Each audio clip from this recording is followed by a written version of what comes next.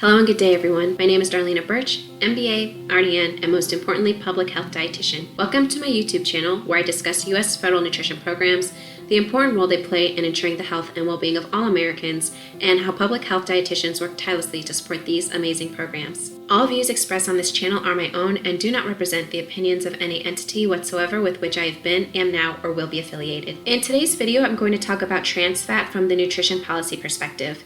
In my Darlena's Kitchen episode, Fatty Acids 101, I discussed the molecular structure of a trans fat versus cis fat and how trans fats first enter the U.S. food supply. So give me a moment to briefly review that content for you here in my public health playlist. So what are fatty acids? Fatty acids are the chemical compounds that make up fats. Fatty acids are chains of carbon atoms with hydrogen atoms attached to the carbon atoms.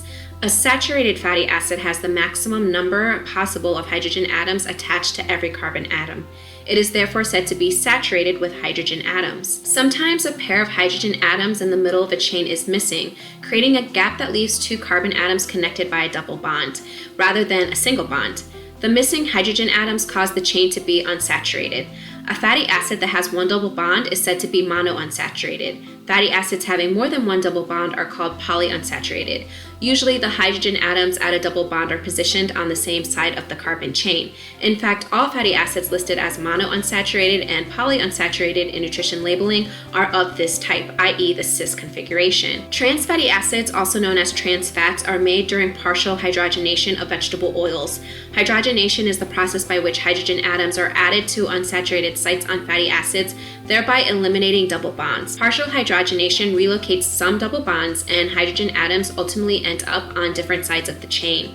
This type of configuration is called trans, which in Latin means across. Trans fats also occur naturally in food products from ruminant animals such as milk, butter, cheese, and meat products. To reiterate the differences between a cis and trans fat, I'm now going to dive a little bit deeper into the chemical differences between these two fatty acids. Cis-trans isomerism, also known as geometric isomerism or configurational isomerism, is a term used in organic chemistry. The prefixes cis and trans are from the Latin meaning this side of and the other side of respectively. Cis indicates that the functional groups are on the same side of the carbon chain, whereas trans conveys that the functional groups are on opposite sides of the carbon chain. Simply put, cis and trans indicates the configuration of the molecule around the double bond. If hydrogens are present in the same plane, it is referred to as a cis fat. If the hydrogen atoms are on two different planes, then it's referred to as a trans fat.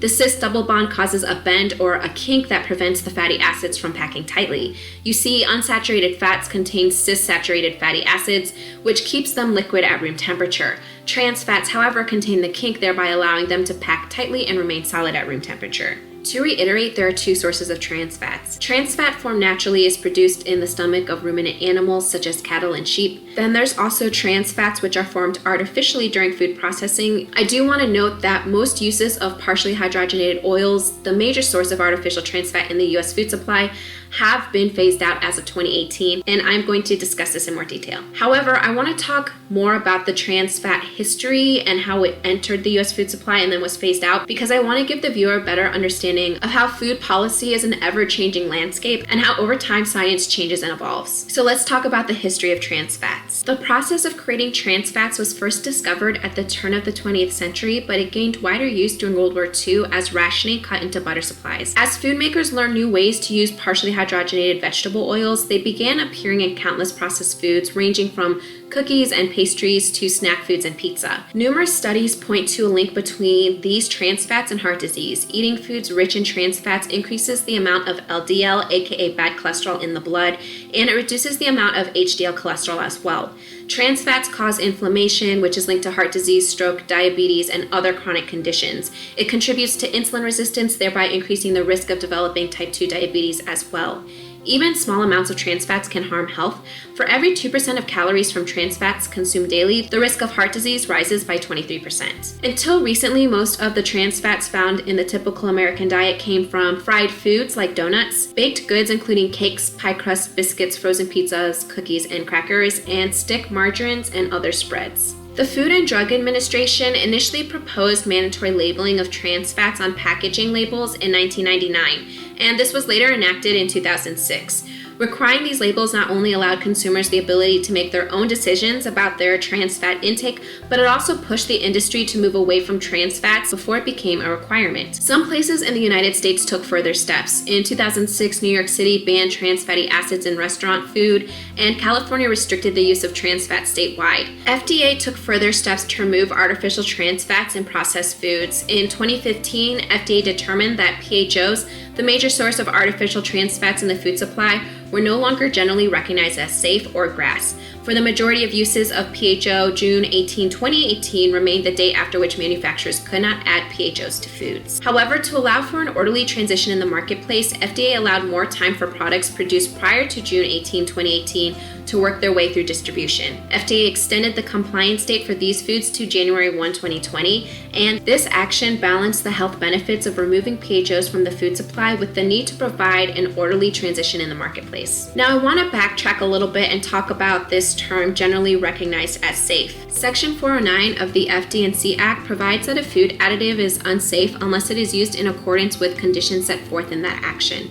Food additive is defined by Section 201S of the FD&C Act as any substance the intended use of which results or may reasonably be expected to result in its becoming a component or otherwise affecting the characteristics of any food if such substance is not GRAS or otherwise excluded from the definition. Certain other substances that may become components of food are also excluded from the statutory definition of food additive, including pesticide chemicals and their residues, new animal drugs, color additives, and dietary ingredients in dietary supplements. A substance is GRAS if it is generally recognized among experts qualified by scientific training and experience to evaluate its safety as having been adequately shown through scientific procedures to be safe under the conditions of its intended use. Or in the case of substances used in food prior to January 1st, 1958 through either scientific procedures or experience based on common use in food. However, history of use prior to 1958 is not sufficient to support continued GRAS status if new evidence demonstrates that there is no longer consensus that an ingredient is safe. FDA has defined safe as a reasonable certainty in the minds of component scientists that the substance is not harmful under the intended conditions of use.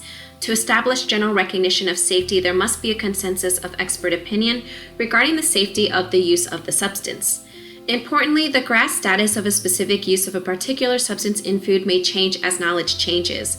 For example, as new scientific data and information develop about a substance or the understanding of the consequences of consumption of a substance evolves, expert opinion regarding the safety of a substance for a particular use may change, such that there is no longer consensus that the specific use is safe. And so the reason why I went into that spiel about what it means to be GRAS is so that you could see how trans fats, once allowed in the U.S. food supply because it was recognized as GRAS, have now been phased out due to the evolving science, which now questions its safety. So I'm going to end today's episode talking about palm oil, which has been the general replacement for trans fats, and I promise there's a good reason to discuss this. With the removal of trans fats from the U.S. food supply, palm oil has become the preferred substitute. The Union of Concerned Scientists have raised concerns among other organizations and American consumers as well regarding the use of palm oil in replacement of trans fats. For one, there are environmental concerns about how palm oil is produced. You see, the increased demand for palm oil, which in part is due to the phasing out of trans fats from the U.S. food supply, has contributed to deforestation around the world, which also means a loss of habitat for orangutans. And also from a health perspective, palm oil is high in saturated fat, so even though it's no longer an artificially produced fat that's being used, it's still a less healthy form of fat. As companies have begun to reduce their reliance on partially hydrogenated vegetable oils in response to forced labeling and health concerns, palm oil has been a preferred replacement oil for food manufacturers because unlike most vegetable oils, it's solid at room temperature.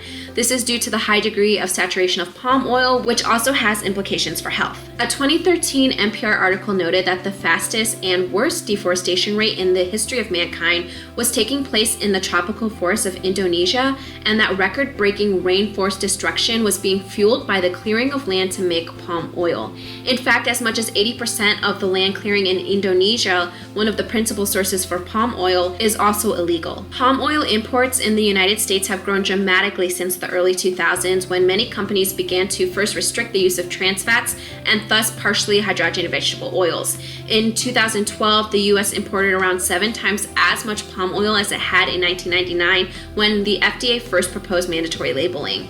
While the increase can likely be contributed to numerous factors, including the low cost of palm oil in relation to other vegetable oils, the decreasing use of PHOs also played a vital role in this. Therefore, although American consumers have already likely experienced an increase in palm oil consumption as food manufacturers have reduced and eliminated their use of PHOs, it's likely that Americans have even more palm oil in their diet now than ever before. So I wanted to bring this to the forefront because I think that this is an opportunity for the American public to demand deforestation-free palm oil. In fact, American consumers have been demanding that the palm oil in their favorite products be free from the destruction of tropical forests and carbon-rich peatlands. As companies continue to use palm oil to fill the gap left by the removal of PHOs from the food supply, an increased demand for palm oil should in fact be an increase in demand for only deforestation-free palm oil. We should view the ban on trans fats not only as an opportunity to improve the health of Americans, but to save tropical forests and orangutans around the world. I do really want to stress to the viewers that it's important to